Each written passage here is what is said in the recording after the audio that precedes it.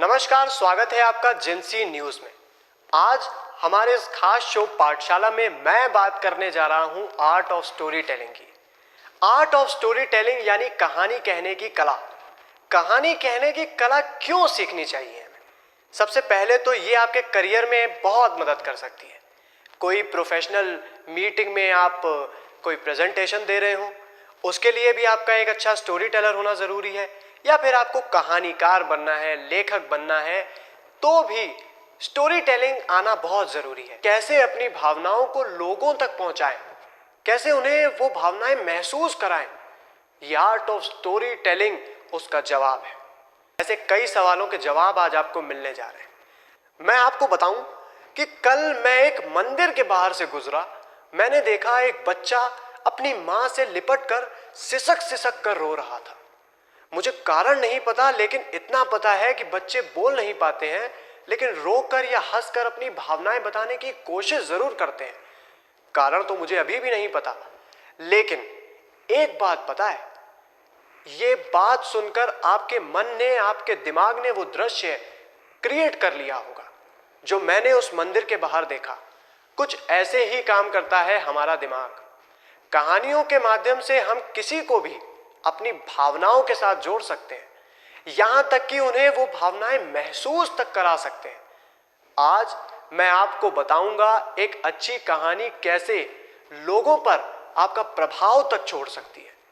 जैसा कि मैंने आप सभी को बताया कि हमारा दिमाग कोई भी कहानी सुनकर उसकी पिक्चर बनाने लगता है, तो एक कहानी एक बहुत ही बेहतरीन जरिया होती है अपनी बात लोगों तक पहुंचाने के लिए, उन्हें उस बात से, उस भावना से जोड़ने के लिए। एक अच्छी कहानी के गुण क्या क्या हैं?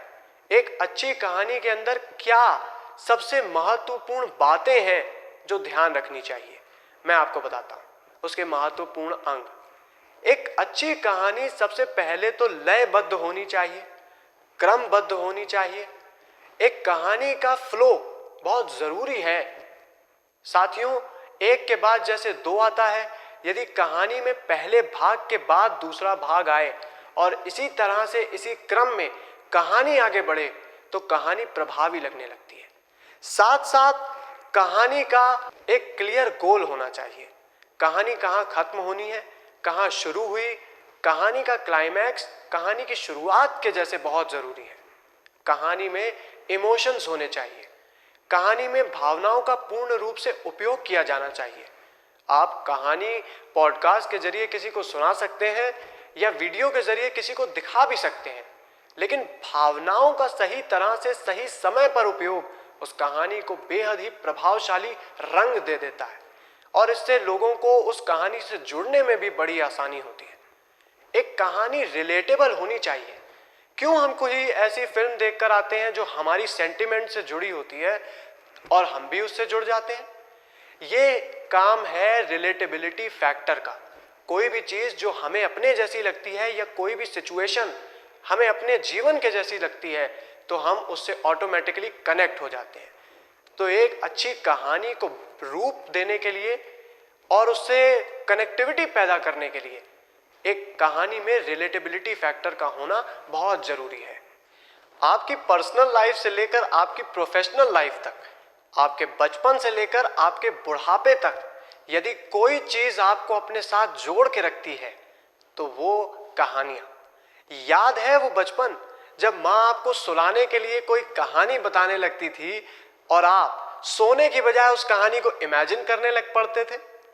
आज भी आप जब पुरानी यादों को सोचते हैं तो वो भी दृश्य के तरीकों से आपका दिमाग आपको दिखाता है, और जब हम उन बातों को किसी को भी बताते हैं तो वो कहानी का रूप ले लेती है। यदि मैं कहूं कि आपका जीवन भी एक कहानी है, तो ये कोई अतिशयोक्ति नहीं होगी। आपने जीवन की कहानी को कैसे जिया, ये आपके किरदार के बारे में बहुत कुछ बताता है। अपनी जिंदगी को आपने कैसे जिया, कल वही कहानी बनकर अगली पीढ़ी तक जाएगा, जो उनके दिलों में आपको जिंदा रखेगा। यही है कहानी की ताकत, जरूरत और प्रभाव। एक अच्छा कहानीकार बनना क्यों जरूरी है?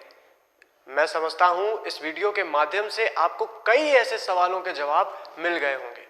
ऐसी ही महत्वपूर्ण जानकारियों के लिए जुड़े रहिए हमारे कार्यक्रम पाठशाला के साथ। मैं यशराज, जिम्सी न्यूज़।